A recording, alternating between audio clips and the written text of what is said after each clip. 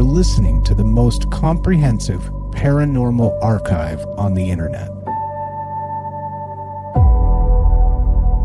Welcome to Salsido Paranormal. I'm your host, James Salsido, and tonight I'm sharing experiences, true paranormal stories from the web.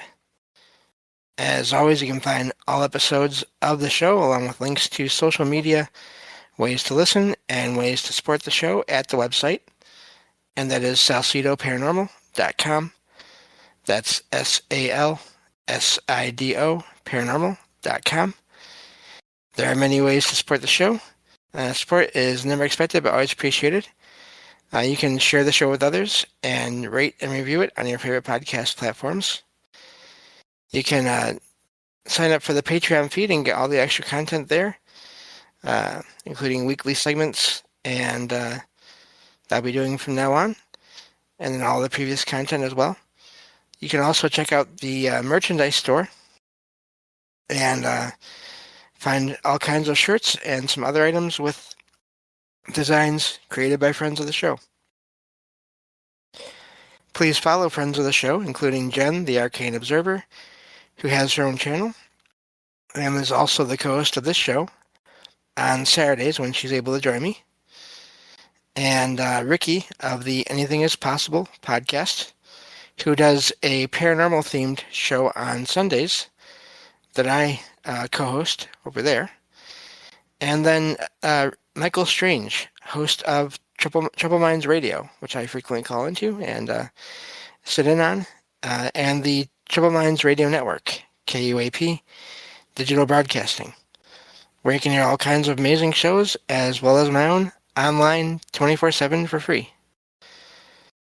And yeah, so I think that takes care of everything. I was just going over everything here, and we should be all set for tonight, and I'll have to do some more research for future episodes, but that can be done. So let me get to these experiences, these true stories here.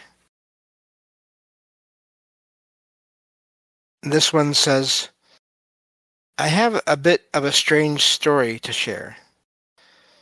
Lately, during my 4:30 a.m. bathroom runs, I've been noticing consistent movement near the stairs and stone fireplace, like someone pacing back and forth in the exact same pattern. It doesn't happen every night, but I've also seen it around 3 a.m. a few times. At first, I assumed it was just my eyes adjusting to the dark, but the repetition is starting to make me question that. I'm hoping to set up a camera to see if anything shows up. Has anyone experienced something similar? That's where that one ends. It's a shorter one, but it makes me think a lot of a residual image, a residual haunting, so to speak, where it's just the same apparition or partial apparition, same, I don't know, they say movement, so maybe like a shadow, I'm not sure, but the same figure doing the same thing over and over again makes me wonder if at some point in the past or in the future, someone is going to be pacing in front of that fireplace. And it's just done so often that it leaves some kind of residual energy field behind image of that happening. Especially when there's nothing else going on. That's partly why I wonder if that's the case. So, and that's a common type of appearance. I do wonder how common, if it's sort of more common than in consciousness moving around, where it's not the same pattern, but I do know it's a fairly common thing to have just that same pattern repeated around the same time. It could be that figure is there at 3 o'clock on those mornings, or 4:30 on some mornings. Just slight variances in time might not mean that much. But yeah, so I wonder what that is and what that's about. But That's what it seems like to me, but of course I could be wrong. Moving on to the next one. Let's see here. It looks like somehow I have two of the same one, so I'm not going to share that one again. That's kind of annoying. Don't know how that happened. But anyway, moving on to the next one then. Oh my gosh. This one says, I had a dream the other night where my partner and I were visiting venues for a wedding we are planning. I see a patio with what looks to be an English garden, and it overlooked a lake. I walked out, and as I was staring out at the lake, heard my papa walk in and say how this reminded him of his backyard. We talked for a while longer, but I don't remember what was said. My papa gave me a hug and told me he was glad to see I was getting married. That's when I woke up. This is the first time I've had an experience like this, but it was nice to see him again. That's where that one ends. I'm really curious. I'd be curious to know if at some point, wherever this person has their wedding, if it matches the place that they saw in their dream. It doesn't have to. Just seems like that could be possible. That's the other thing with these posts. You never know how things go after. It's sort of a snapshot in time, or in times, and that's it. But it sounds like a visitation, especially if they felt like that's what it was. Just seems like what they're saying. I could be wrong though. But yeah, it could be that, and I'm just curious about the location and all that too. So, moving on to the next one here. This one says, I believe in this stuff to some extent because I was gifted a vintage toy that my aunt had found at a secondhand store when I was little, like 11 or 12. I'm not a believer, sad, but I can say for sure that the toy was 100% haunted. I'd say there's different things there, but and was haunted, and it showed fast and unmistakably. For anyone intrigued, it was a beautiful toy, Victorian style with mauve colors and a bag of aromatic herbs attached to it. It was one of those with a wind-up key on the back and an incorporated music box. I enjoyed having it in my room until the thing started twisting its own key without me even touching it while I was sleeping. And the metallic, squirmy, out-of-tune music woke me up at crazy night hours such as 3 a.m. It didn't play just a bit. It played the whole song, out of tune all the way. The first time it happened, I didn't think much of it. Then I started thinking it was faulty. And on the third consecutive night it happened, and it fell on my bed. I had it at the top of my shelf, which was right above my bed at the time. That's when I freaked out. At that moment, I remember just grabbing it, opening the window, and throwing it as far as possible. Then it came back. My grandfather found it on the street and brought it back to me. I told him the story. He understood, and I asked him to throw it away. And he did. I hope. I get chills remembering this. Well, the moral of the story is that the problem was solved as soon as I got it out of my sight. Stay away from things that could be in a horror movie, especially if antique and looking like their previous owners may be deceased. You won't regret it. That's the way that one ends. That is that's fascinating here. So apparently, okay, so it was found by their aunt at a secondhand vintage kind of store. And so this happened when they were a kid. I'm glad that the grandfather was accepting of what the kid said at the time, the kid, and did get rid of it because that doesn't always happen, unfortunately. Uh, it does sound like there was something going on with it, and the fact that it fell on the bed, I'm glad I don't have any shelves above my bed. That would just not be good. But the fact that it fell on the bed the third night, that's really creepy because that's, first of all, something seems to have been moving the key to make it go on. And that third night seems like it moved the whole thing entirely. And yeah, I'm not sure what to make of that, except it is odd that it happened that way. And I don't know. Was there someone attached to that? Some energy attached to that? Had to be some strong energy if it was just energy, because that's a lot for it to happen.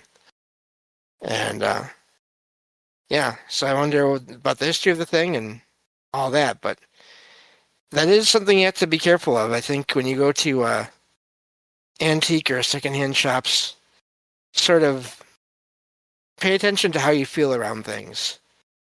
And if something gives you any kind of creeps, any kind of weird feelings, maybe don't get it, because you never know what's going on or what could be going on or what could happen when you do get it, if you do bring it to your home.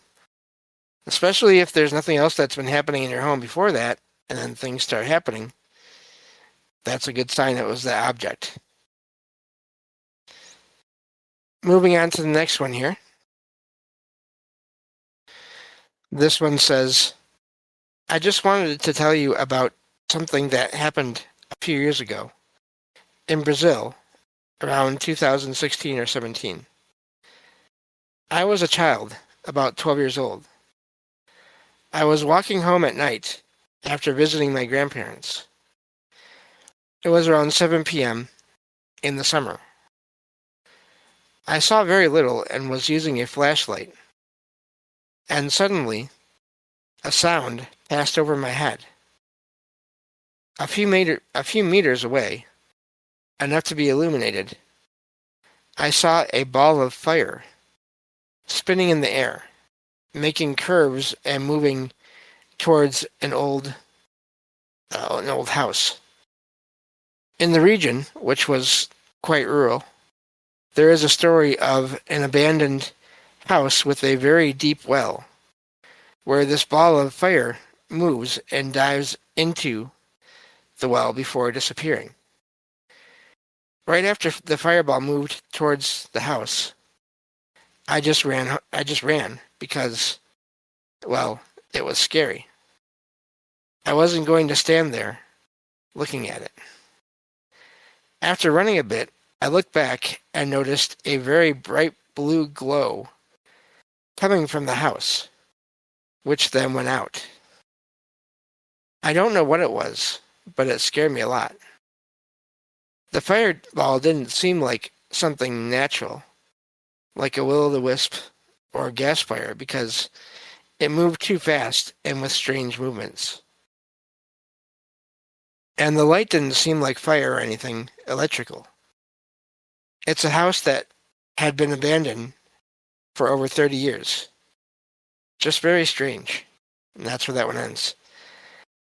I always wonder with these things when there's sort of a couple of things happening around the same time. Are they connected or are they not? The fireball movement does not sound like any kind of meteor or anything like that happening. And then the blue glow in the house after is fascinating. I wonder if that's, again, are those two things connected? Did the fireball change color and move into the house and make it glow? I have no idea. But that is also fascinating that house sort of has a history of weirdness, but the person wasn't at the time kid. I wonder, were they thinking of that when they were going through the area? Or were they aware of that at all? Or not? Because I do think we can sort of interact with other energies and consciousness in different ways, and if they were aware of that, then it could have been, I don't know, summoned by that fact that they were aware of it, or could just be it was something else entirely, but that's how that's how and where they saw it, this thing. There's a lot of possibilities there when it comes to what's going on. And it is fascinating that the color changed from like a fire, I guess, like orange or yellow or red, to a blue,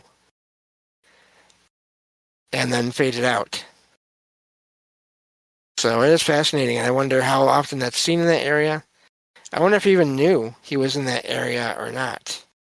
Or if he knew where the house was or not that had this happening. Just had a general idea of it, he or she, that doesn't really say.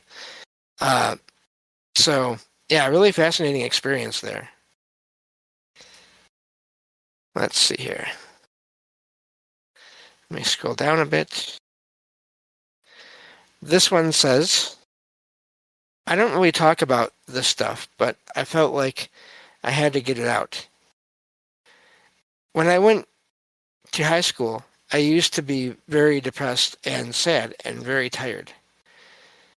And I used to see shadows before getting to this point. They were often in my room, and often there was a tall, dark figure just watching. I had this feeling that it was a man, but I didn't feel scared or threatened at all. Just like it was watching over me. My mom and I also saw shadows downstairs, and we both agreed it felt like a very tall, elderly man. Every night my mom got ready for bed in the bathroom, she could always see it pop out, and she got scared. She didn't like the shadow as I did. She felt like it was a bad energy, but I never had that experience, that it was after me. My mom told me I could ask it to leave me alone, if I wanted, but I had no problem seeing the shadows, and I got used to it. Later, my mom told me it was a protector or something that stayed there until I felt happy again. And as I indeed felt happier, it did disappear, and I never saw it again. Even after having times of feeling depressed and being in the same house, it was gone. But I sometimes wonder if I was just in a bad state and was hallucinating the whole thing. What do you all think? Because personally, I think if I was hallucinating, I would have been scared of it. But there is probably a logical reason to it. And that's where that one ends.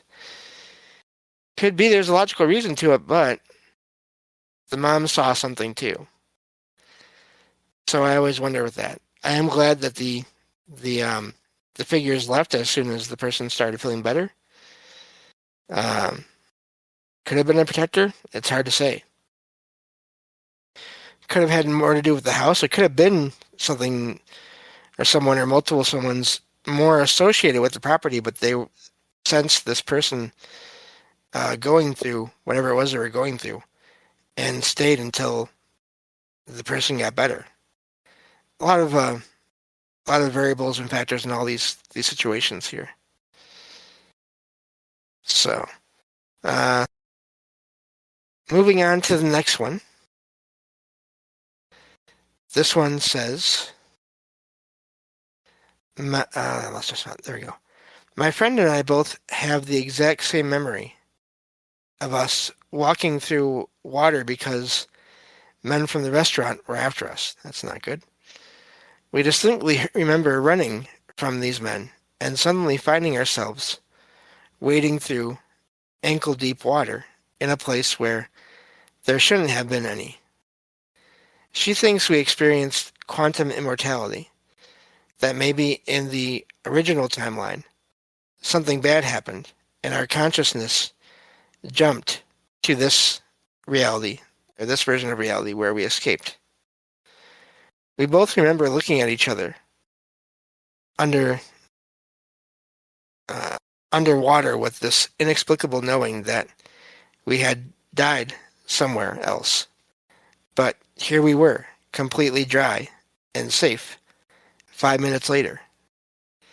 Neither of us drank that night, and we've compared notes dozens of times. The details match perfectly, down to the color of the strange light reflecting off the water. So that's fascinating. I wonder what the strange light was, if they had any other, I don't know. It's odd that there's a strange light, but then again, if they were disoriented from whatever was happening, that may not have been as important as possibly having this memory of drowning, but then finding yourselves just completely fine. I know to some people this may seem like it's just nothing like this can be possible, but there's so many reports of anomalous things happening where people, especially with car crashes, I found a couple of experiences people have had that they posted about with car crashes where they were told afterwards they shouldn't have survived, but they survived. But then when they started going through the rest of their life, and there were people that they knew that looked or seemed different than they did before, and they seemed different to the other people that they knew. In some cases, these differences were even physical, like different color eyes or different, the hair looking different on people. So I don't know. I can't completely dismiss this idea of some kind of system of levels or realms or versions of reality, and this transfer that happens in some cases for people. And again, it's probably rare cases. But then it's hard to say, because I remember finding a post from someone about going to this hotel, and that night when they got there, there was a window and a wall in the room that they were in. And they went to bed, and the next morning, this window, which wasn't in the room, in this one wall, was not there anymore. So it's really hard to just write all these things off when you just find so many experiences that are similar. And the fact that things were one way and then suddenly they were not that way, they were another way. So, and again, this pops up here and there in the process of doing the research for this show, and I think it's always good to just pay attention to everything, just in case at some point something really seems to make sense, and maybe we figure something out. Or at least maybe find another pattern that can then someday lead to something being figured out. Or at least recognizing the patterns is something in and of itself. So, and I think that's important too.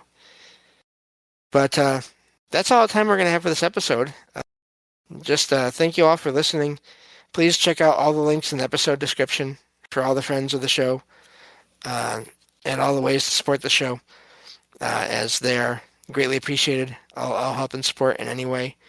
Never expected, but always appreciated. And yeah, check out friends of the show, because they're all doing amazing things, and I'm always happy to be part of them when I can. So thank you all for listening, and I will talk to you all next time on Salsido Paranormal. Take care.